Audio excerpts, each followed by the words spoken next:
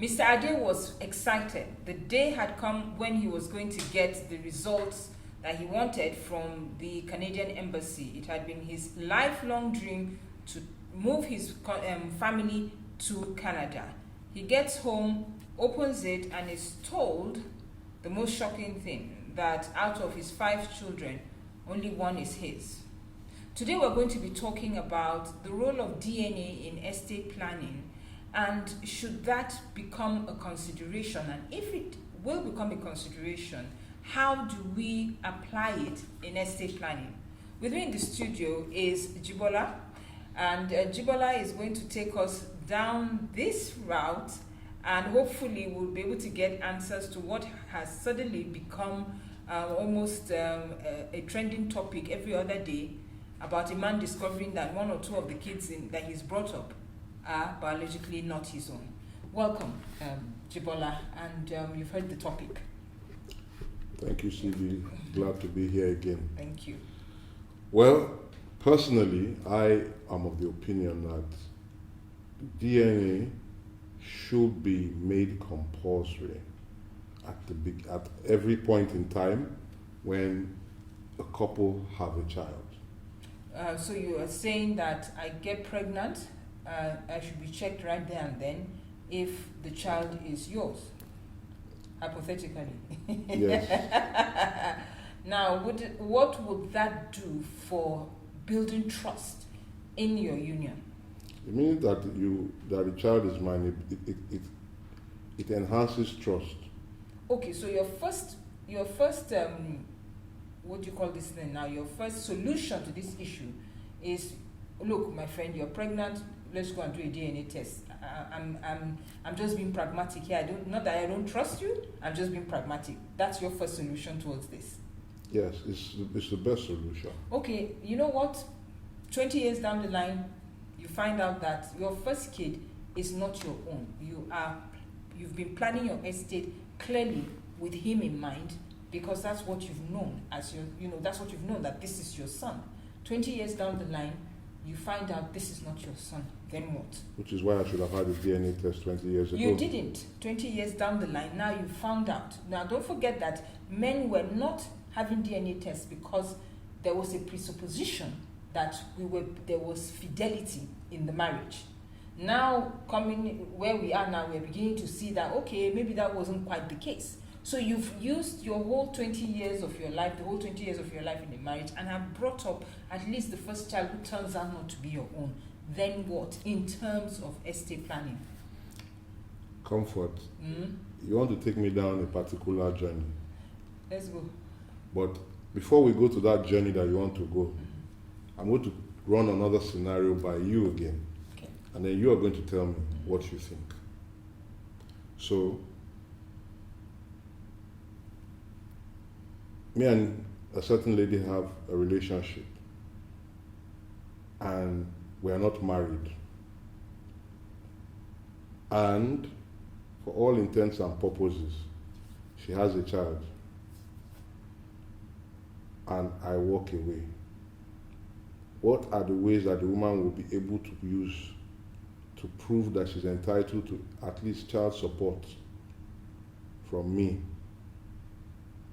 with that child? In this case, you're not contesting the DNA. Here, what we're talking about... No, you didn't hear what I said. Okay. I said a woman has a child. Yes, for you. For me. Outside wedlock.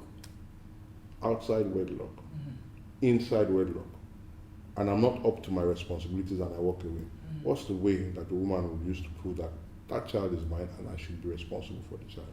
Well, at that point, you would go for a test. Sorry? Yes, at that point. We'll go for which test? Acrimony. Sorry, we'll go for which test? DNA. Okay, so we agree. Acrimony. Wait, so you see, look. Is the mother of that test. See, listen. In a marriage, it's not acrimonious. Yes, it is. You listen walked to me. away. Listen to me.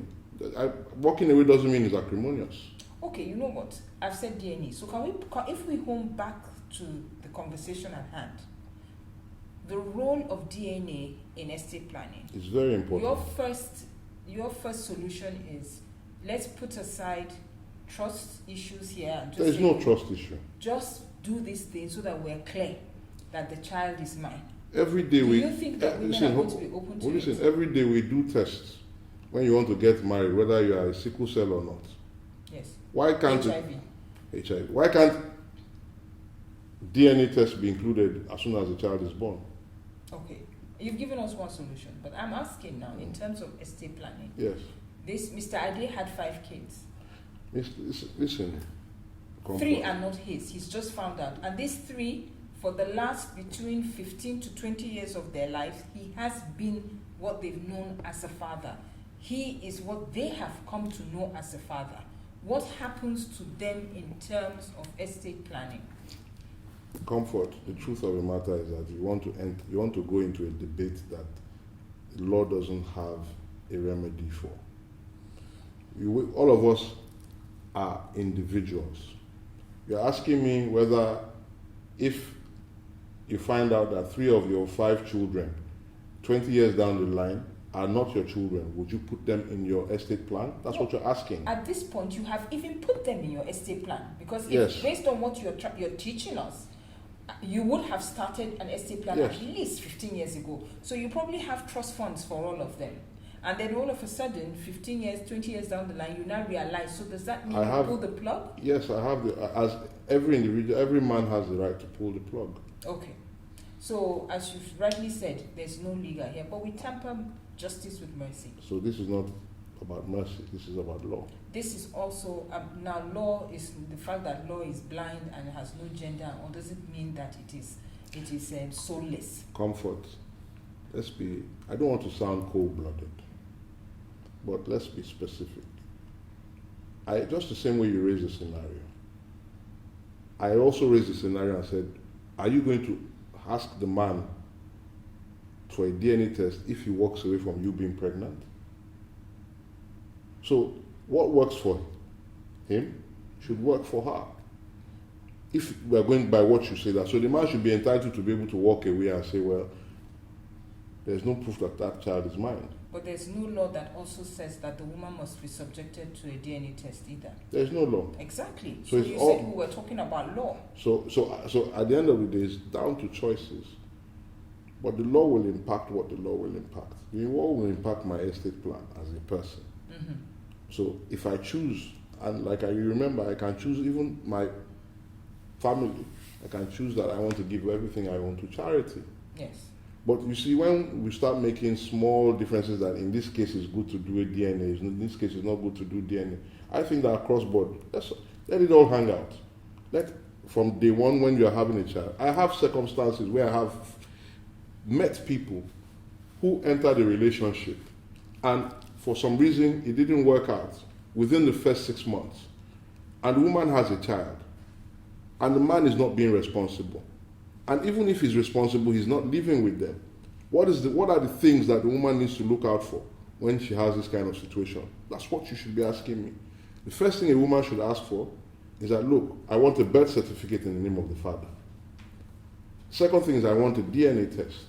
Because those are things that can actually prove that that child belongs to that person and put some ownership, put some legality on the relationship between that woman and the man. So what you've just done is you flipped your own script. What I was discussing here is a case where a family who was happy, have already even done their DNA, I'll give you the answer. has come and has found out that 3 out of so it was not a case there of the woman asking the man for a DNA or birth certificate. That had already all been done. I mean, I'm giving you the answer. It just happened that they were going to Canada and it was exposed. Yes, I'm giving you the answer as a man. Mm-hmm. Nothing. Okay, so we'll be right back with more thoughts on this controversial issue, DNA and the role of estate planning. Welcome back. We hope to see some of your questions on this and comments so that we can take it either during the show or on a later show. So, Jibola, DNA, now not in the law as mandatory, even though there have been a number of cases where men have found out that the children that they've been raising, it's not their own, and you've made it clear that yes, it's very relative. That it depends on the good conscience of the man. I want to look at it from the Child Rights Act also, where, a child is to be protected, in all ramifications. And a child here is anybody, according to our law, that is below 18. So you have a child that you've realized is not your own, that is below 18, not your fault, not his fault, the mother's fault for concealing or putting a child on you that is not your own. But the law says the child should be taken care of. By his parents. I'm not the parent. The father, you don't know that. Neither did the boy. Or the law doesn't girl, recognize me as the or father. the girl. The law would recognize And you. even That's as the child. That's the person. Even as the father. For all that time. Even as the father, I'm not obligated to do anything to somebody to do it. I'm not obligated to give my inheritance to any child. Okay, so we have now narrowed it down. But let me tell you what the trick question. Let me tell you what the trick question should actually be. And that's the scenario you painted. Recently, we had something like that in the media. The important thing is, the woman has 5 children. 3 don't belong to the man. Yes. 2 do. Yes. The woman now asks for accommodation for the 2 that belong to the man. What's going to happen to the other 3? That is a more interesting situation. What's going to happen to the 3? It's now dependent on what happens in court. If the court now tells the man, for example, to provide a 2-bedroom house, that's what the court has told the man. Honestly, anything after that is really none of the man's business. You also know that the man can also sue the suspected father of those children. Exactly. No, that's if the father knew. Yes. Most times the women get pregnant and keep quiet and take it in here. So women don't get all this blame? And did I say that? I did say no, that. You're silent on it. No, I wasn't. I said the woman is to blame, and that the man. So you will tell us now that the woman should be the one you would go after. Let me flip. You are the expert here. Let me flip the script on you. So you are the woman and you've got 5 kids. You've got 3 that belong to one and 2 that belong to another man. Now, if I'm supposed to look after the 2, why don't you tell me to leave it because the other 3, somebody else is going to have to do it? Well, they are your children. So why should the woman get the benefit of having me pay for accommodation for them because of the 2 children? It's not the issue of the woman having the benefit. What did you go to court to ask for? The court will not give you what you did not ask for. What did I ask for? Exactly. What did you ask for? What did she ask for? What was the evidence you brought before the court? What is the mitigating factor? As we said, you got 3 children that don't belong to you. The court is not soulless. You have 3 children that belong to you. You've proven it. Leave the court to do the decision. And you see, these the court things can't decide the certain court things. Will decide how not so. How not so? Very simple. I'm going to be very factual with you here. I've seen women fighting for 1 million naira, 2 million naira a month for upkeep and management of children that belong to the father. And the father gives. In fact, in the past, me and you have handled such a case. Yes. And she used it to take care of another man's Exactly. child. Yeah. Now, me and you have handled such a case before.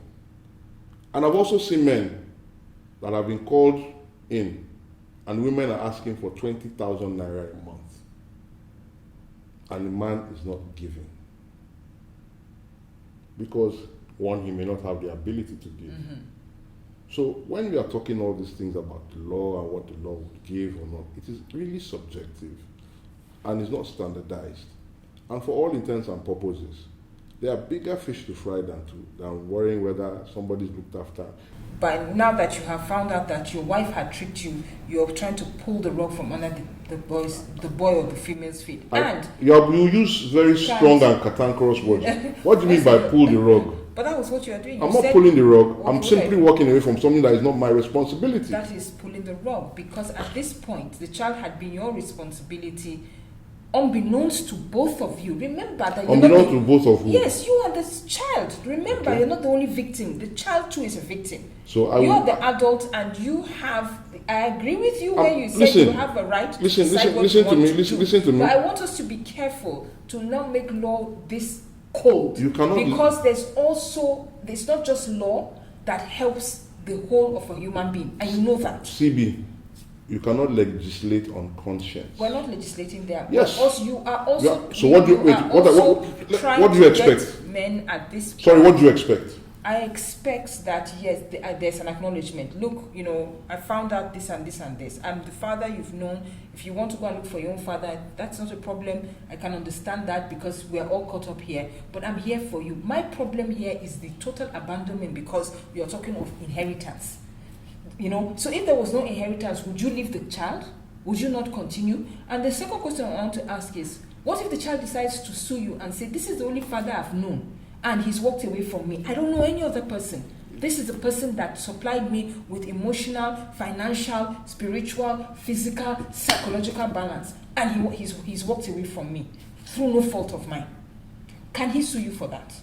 He can sue. Eh? He can sue. Okay.